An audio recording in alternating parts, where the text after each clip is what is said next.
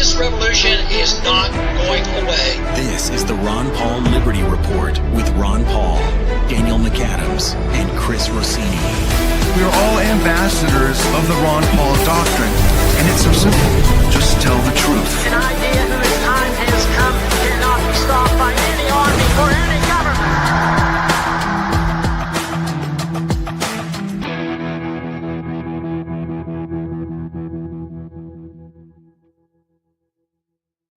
Hello, everybody, and thank you for tuning into the Liberty Report. With us today, we have Daniel McAdams, our co-host. Daniel, good to see you. Good morning, Dr. Paul. How are you this morning? Doing fine, thank you. But there's still a war going on, more wars than we need. And if they run out of wars, the military wars, they go and create wars against good neighbors. At least they say it's a war. They're declaring a war against Canada. Wow. But anyway, we want to talk about a war that we were warned against. We shouldn't do it, by a friend that we had and we supported. And by the name of Tulsi Gabbard. She, was in the office at the time, very much involved in security. It said that when this was starting and killing a foreign dignitary like a president of Iran, it doesn't make any sense. I don't know what word. She was probably very polite, but I would think that a little bit of outrage should have been expressed. But anyway, Trump didn't hear. He didn't have his hearing aid on that day. So they went ahead and started the war and killed the president. And then later on, the president said, "Oh, boy, a lot of people showed up at his funeral. It looks like he was a pretty popular guy." And so here we are now. The 6-week war is a 6-month war. And what do you think? No, I don't want to put you on the spot. Is there any possibility that this will be a 6-year war? Unfortunately, if you look at our history, yes, it's possible. But I'm keeping my fingers crossed because I'm always the optimist that we're waking up people, and the American people aren't going to put up with it. Maybe the rest of the world is not going to put up with it. Maybe the rest of the world is tired of our foreign policy and our domestic policies and all our sanctions and tariffs that we're putting on. So I am cautiously optimistic that it won't go 6 years. But what a weak bit of optimism. Why can't we say the real optimism announced to the president, we're coming home next week. All the troops are coming out and the world celebrates. Yeah. Well, I think that the answer to your question, will it last 6 years, is no, but that's not because people will come to their senses, although they still could. But I think we'll go broke before then. Because if you look at what's happened, you wrote about it in your column yesterday, what's happened this past week. They had this gamble on the bond market. That was an absolute failure. We're having an economic war with Canada. Maybe we'll invade. We're going to change the name of the Lake Ontario to Lake Trump or something. But, the diesel prices over $5 a gallon. Oil goes back and forth. It's not really following rational thinking, but eventually it will come to understand what's happening. So I don't think it'll last that long. But anyway, here's a Wall Street Journal article that we both read this morning, and I think it's very important for a not really obvious reason. The warnings that came before a war now reaching the 6-month mark. Slightly awkward title, but nevertheless, the content is important, not because it's new. People following this closely would say, yeah, we knew this already. Some were warning and they weren't listened to. But this is the mainstream media's admission that things didn't go well, that he made the wrong choice. And it also, for me at least, Dr. Paul, signals that there are people looking for lifeboats. There's a lot of finger pointing in this article. It's subtle, but it's there. People are leaking. Hey, it wasn't me. It wasn't me. Don't blame me. So go to that next one. Here's what you mentioned. Days before going to the war with Iran in February, President Trump summoned his intelligence chief to the Oval Office to ask whether a full-on assault was a good idea. Iran was at its weakest point in decades, senior aides and Israeli Prime Minister Benjamin Netanyahu told him, providing Trump the rare opportunity to dismantle Iran's nuclear program and bolster his legacy as a peacemaker. The question was whether a large-scale attack would work and possibly topple the regime. Now, here's the part you were talking about. If you go to that next one, then Director of National Intelligence, Tulsi Gabbard, outlined assessments from America's intelligence apparatus. And I highlighted this whole thing because it's all so important. According to people familiar with the meeting, she told Trump that killing Iran's supreme leader would likely usher in a more hardline regime open to acquiring nuclear weapons. Tehran would rush to close the Strait of Hormuz, destabilizing the global energy market, and it would strike U.S. forces and partners in the Middle East, prompting questions about American resolve and reliability with allies. Dr. Paul, literally everything she said here was absolutely 1,000% accurate. Did she get a promotion in the administration when she was identified as, a very astute advisor? Don't you remember though, when he was asked about this, didn't Tulsi say this? He said, "I don't give an H or an S." What she said. Remember that dismounted? Oh, I know. Yeah, it was terrible. So no. There was a comment about we can still use the economic tool, against Iran. And somebody said, well, you said they're on the rocks, they're broke, they can't do anything. And they say, well, we recognize that. But this is the time you really hit them hard, because it isn't like maybe the war's ending because we've won. They decide they always find an excuse where they can accelerate the militarism. So instead of saying, yes, they're almost done in, but that also proves that they know they're lying. Yeah, exactly. Well, you go to that next one. The notes of caution echoed warnings Trump was receiving from all corners. Top military leaders told the president that a war would lead to casualties, concerns about weapons stockpiles, which now we know, and readiness problems from an overstretched force. Here's the problem, Dr. Paul, and it's a two-pronged problem. And one of them, of course, you know very well. The other one we certainly got to understand. Trump likes yes men around him. He doesn't want a Tulsi Gabbard to come in and rain on his parade. I'm sorry, Mr. President. It may seem like a good idea, but it really isn't. It's going to have a lot of negative unintended consequences. You should rethink this. No, he wants people to come in as cheerleaders and say, Mr. President, you're the greatest military strategist of all time. This sounds like an amazing, fantastic idea. Let's do it immediately. That's what he wants. So he says a cuss word to Tulsi for ruining his party. It turns out she's 1,000% right. And the other part of it that's important, that our viewers and people who follow you understand, this is exactly why the Constitution requires Congress to be involved, not just a president sitting around with his advisors deciding whether to take the nation to war. You might want to write this off as, this is a personal disagreement in debates, and he doesn't want to hear an opposition. But I think it's much bigger than that. I think the real issue is seeking the truth. And I think that once you have a powerful government, they always mess up. And but then they have to gain more power, and they have to tell more lies. And so it's really that this is what they increase their violence against the people who say this. But what they can't stand is somebody standing up and just telling the truth. This is very annoying. But even though they never address the real subject of trying to show why that person is wrong, is just that psychologically people should be messing around with the boss. Yeah. And the thing is that we were not under attack. Everyone knew we were not under attack. Just like with Iraq, people with their head on their shoulders knew that Iran wasn't about to invade us. So that is why the president should not have the authority. He should have had to go to Congress. Perfect. Now, maybe he goes to the leadership. I'm not crazy about that idea, but first he goes to the leadership, maybe the Armed Services Committee chairman and the ranking member, and he lays it out to them and says, we need you to explain it to the other members. This is what we have. This is what we need to do. And then you would have some voices there saying, hang on a minute. We've been looking into this and this isn't right. And people say, well, that's dithering. Well, of course, if we're not under direct threat, there should be plenty of dithering. There should be plenty of second thoughts, plenty of Tulsi Gabbards that are allowed to have a voice because they've been elected by the people.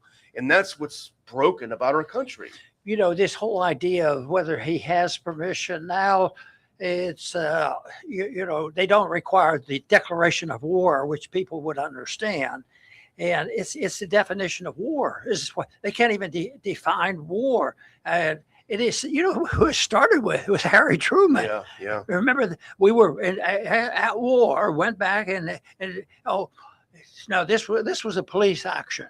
We were just doing a little police action, and I think it was 38,000 people died. Yeah. Tell it to them. You're exactly right. Well, we know that Trump's gone back and forth. He claims victory. Then the next day he's going to bomb the blank out of them. Then he's going to annihilate them. Then he's already defeated them. So I think the nation is frankly getting rather tired of this.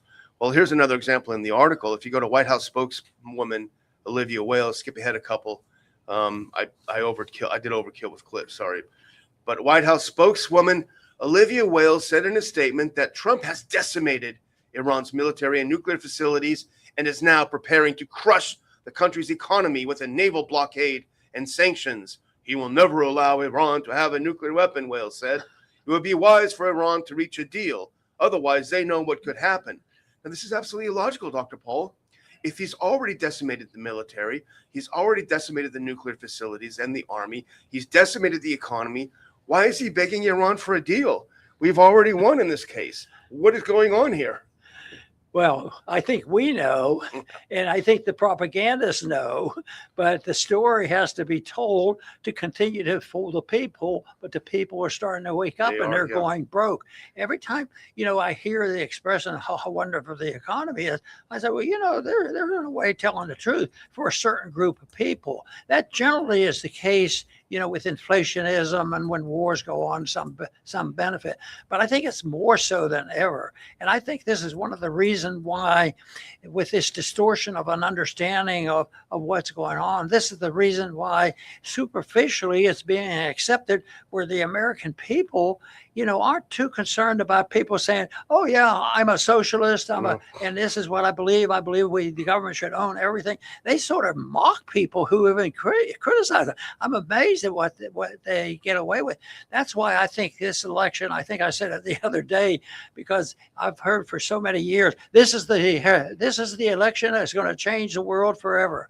But I keep thinking this one, the fact that that radical socialism and communism is out on the table and people are getting to vote for it, and the propagandists have taken advantage of this, because I still don't believe that large number of American people really believe in that stuff. And I think that's why right now it's up for grabs on what's going to happen in the election, on whether they follow through and the whole nature of the Congress changes. If that happens, I'm going to be a sad person. Yeah. Well, this is off topic, but on that topic of communism and socialism, it's funny. I don't know, you may not have seen it over the weekend, but you've heard what Trump did about beef. Importing all of this beef, is going to sell it 20% below market prices to help Americans. Well, Thomas Massey reposted that and said, this is actually worse than socialism. And I think he's probably right about that. So I think one thing that people might not have noticed that was a ramification of what's going on is the Canadians. They're upset with us. Yeah. Can you believe that? Our good friends are upset with us. They're threatening to cut off the electricity that they provide for the United States. I can't believe this. That we do all this stuff and then say, boys, see, didn't we tell you they were radical, mean, nasty people? Yeah. They're turning off our lights. And, and we didn't do anything to deserve it. What did we do? Sounds like someone else. So we'll finish this story out because I think it's important. And I just want to make one other point. If you go to this next one, Trump listened, but was ultimately swayed by Pentagon presentations of decisive options.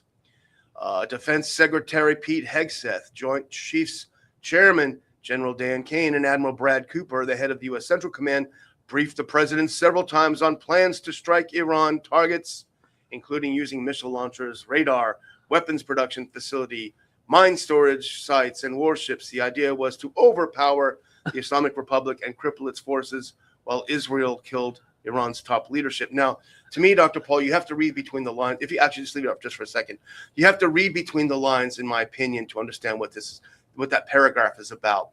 People are throwing Hegseth, Kane, and Cooper under the bus. Who's doing it? My guess is some people in the intelligence community who don't want to be left holding the bag. Because if you remember in the Iraq War, when everything was wrong, what did they do? Who did they blame? The neocons? No, they said it was an intelligence community failure, and it tarnished the intelligence community. Now, one thing we know about bureaucracies is they are at war with each other. They don't want to be left, in my opinion, they don't want to be left holding the bag for this failed war. So somebody leaked to the Wall Street Journal, hey, It wasn't us. We got it right. It was Hegseth, it was Kane, and it was Cooper.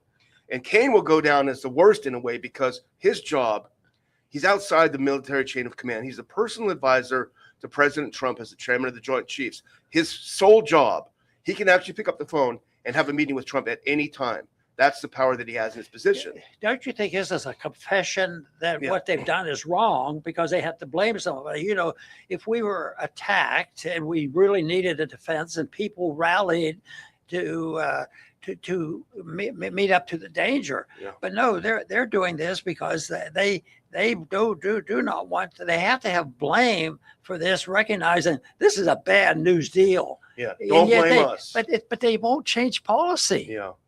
Yeah. Because there's a couple things. Military industrial complex had a certain special country that prevents us from doing it. Two things, that he listened to above them. But, Kane, I think in the end will be left holding the bag because he's the one who should have said to the president, look, we can do this probably, but I advise heavily against it because it's not going to work out as you think, and he didn't. So I think a lot of it's going to be on him when history was written of this terrible chapter. So should we move on to the next one a little bit? We should do that. It's Iran today. Let's skip over to our good friend Larry Johnson, who's spoken at a couple of our events. I wanted to get him this time, but he was busy, but we've got some other great people. I'll talk about that later. He did a piece today about Bessent's economic D-Day. And here's his conclusion, Dr. Paul. Sanctioning the dollar, Iran already left. Why Bessent's economic D-Day is toothless. When we get a chance, we'll put that first one up and I'll introduce it and toss it back to you. There was one sentence in Scott Bessent's Monday sanctions announcement that gave the whole game away. Anyone who launders money for the Iranian regime, the Treasury Secretary said, quote, will be removed from the U.S. dollar system. He meant it as a threat of annihilation. It is instead a confession of the policy's central weakness. And I highlight this part. The entire architecture of what Bessent has branded Operation Economic Outcast rests on a single assumption, that Iran and its trading partners need the U.S. dollar. They increasingly do not. And a threat to bar someone from the dollar system means nothing to a trade that has already walked out of it and into the Chinese yuan. These sanctions, and they're really intermixed with, military threats. We're going to do this, and if you don't do it, you could get bombed. You know that. So, but I think something happened in the last decade with Trump and others, that they had changed the understanding of the danger of tariffs. They responded to it because some people that have been very good, in economics and have been on Fox, all of a sudden, they say, well, we should be careful, but we have to do this. Then they try to justify tariff. But this issue of tariff has been around a long time, and it's been. My memory may be poor, but I think over the years that I've been looking at this, both parties had a lot of people, a lot of members that understood that tariffs makes no sense. Yeah. So it looks like the conditioning to change that definition has played a role in this, because nobody complains so much. Well, it's a tariff war that's going on. Yeah. It's starting to break out to try to blame what's going on because the tariff is the weapon that they have. Now they're seeing the results, and even people now are speaking out. We shouldn't be been so loose with these tariffs. And but for the last several years, nobody would dare, and there's still a lot of people who won't dare criticize the use of tariffs, because they'll turn around and say, well, just think how much money we collected, doing this. Yeah, and where did we get it? From the American taxpayer for putting on tariff. I think that's an astounding achievement of ignorance and lying. Yeah. That you can put on tariffs for good reasons, and we're going to put a tax. Well, that's going to ruin the economy of these these importers. And what does it do? It just puts a bigger burden, because a tariff is a tax, and the country that issues it, the major sufferers from that tax are the people in that country. And they just never stop. people said, oh, well, that's a little bit confusing. Yeah, exactly. And the same is true with the sanctions. The sanctions, okay, you can't use our dollar. Okay, we'll go try to find somewhere else. We're not going to roll up into a ball and die because you won't let us use the dollar. And that's really what Johnson is writing about here. And Bessent doesn't get it because he still thinks we're living in 2015 when we did the JCPOA agreement, where the world was much more dependent on the dollar. Now, we can't fool ourselves. The dollar still is, at this point, the main trading currency in the world. So it hasn't been completely put out. But if you look at the percentages, yuan is creeping up. It's still not relatively insignificant. It's creeping up. The more countries that are told they can't use the dollar will look for other ways to trade. And that's what's happened. So saying you can't use the dollar to Iran and China that are trading in yuan or gold even, it doesn't have any effect. It's amazing that he used that. It's almost like he didn't know it. Yeah. At least it reflects that, and it's not a good advertisement for him. Yeah, exactly. So let's move on to Bessent has threatened to expel Iran, and this is the last comment from Larry on it. It's important. Go forward to, I think, one more. Here we go. Bessent has threatened to expel Iran and its partners from a financial system Iran has spent years leaving. The dollar guillotine is real, and it still falls with terrible force on anyone standing beneath it. So that's the admission of what we just said, Dr. Paul. But Iran's oil trade stepped off the block and into the yuan, and every fresh round of dollar weaponization only sharpens the incentive for others to follow. The measures announced Monday will generate headlines, a few dozen designations, and a marginal widening of the discount China already enjoys on Iranian crude. What they will not do is the thing we were sold to do: collapse Iran's options and force it to heal.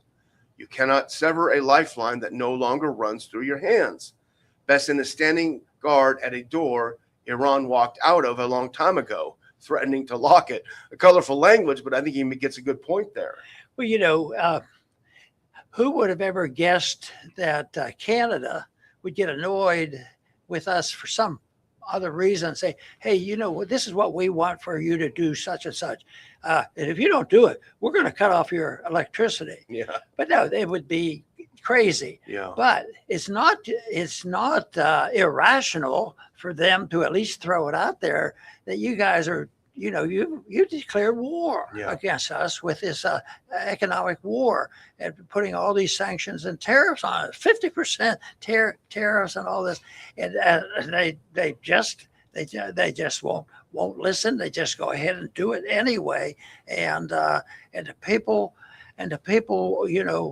figure, well, all they're doing something they would never do, but they're retaliating, and all of a sudden, it is an economic war. Whose people are going to suffer the most? And I'll tell you what, if they were able to turn off a significant amount of electricity, that may not be as big a deal as it sounds, but it could be. But it shows you they're not very happy with us. Thankfully, we've got our own grid down here, because I would not want our electricity turned off for sure. The other point, I don't remember if it was Larry or someone else that made, is that the secondary sanctions thing, if you do business with Iran, we're going to seize your crypto, we're going to seize dollars that you may be holding and all of these things. The perverse incentive is for people then to get rid of the dollars, get rid of any crypto that goes through the American system. So they're actually encouraging more people to dump the dollar by threatening people who hold dollars, because who wants to hold a currency or an asset that can easily be ripped out of your hands by Uncle Sam?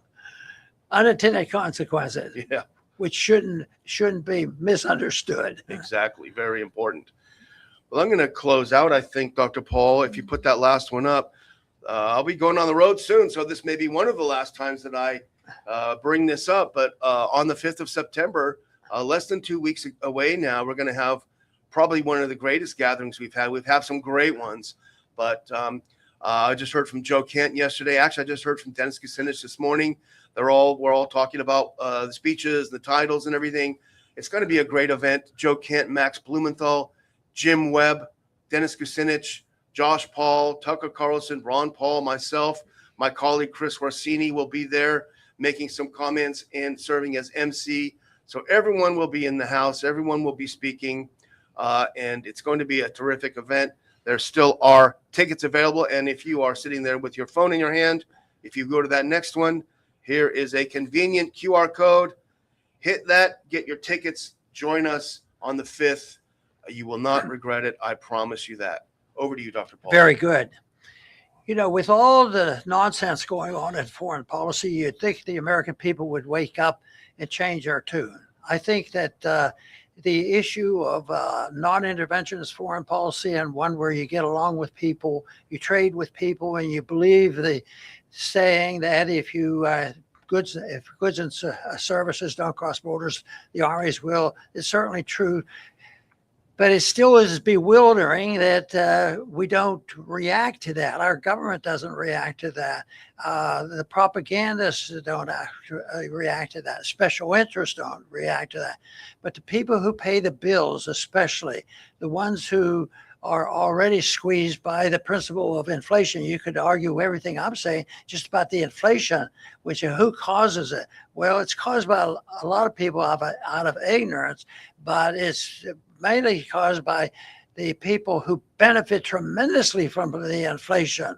And this puts all the pressure on the people. And right now, that is where the pressure on fixing these problems will be tough. That is why I think it's so important for us to think about how we rebuild a nation that's going to, get in a lot worse shape.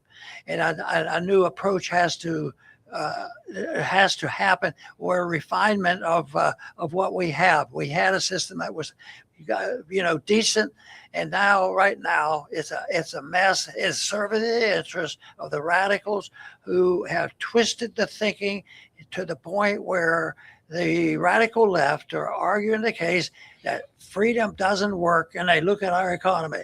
The one thing I want people to think about is what we have is not free market economics and sound money. It's the opposite.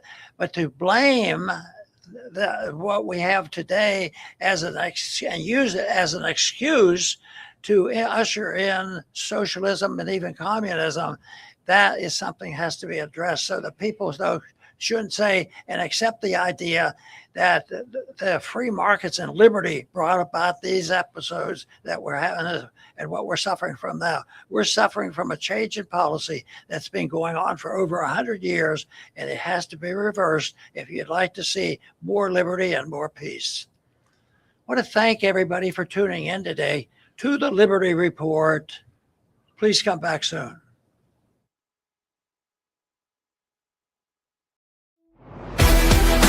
Thanks for watching the Ron Paul Liberty Report.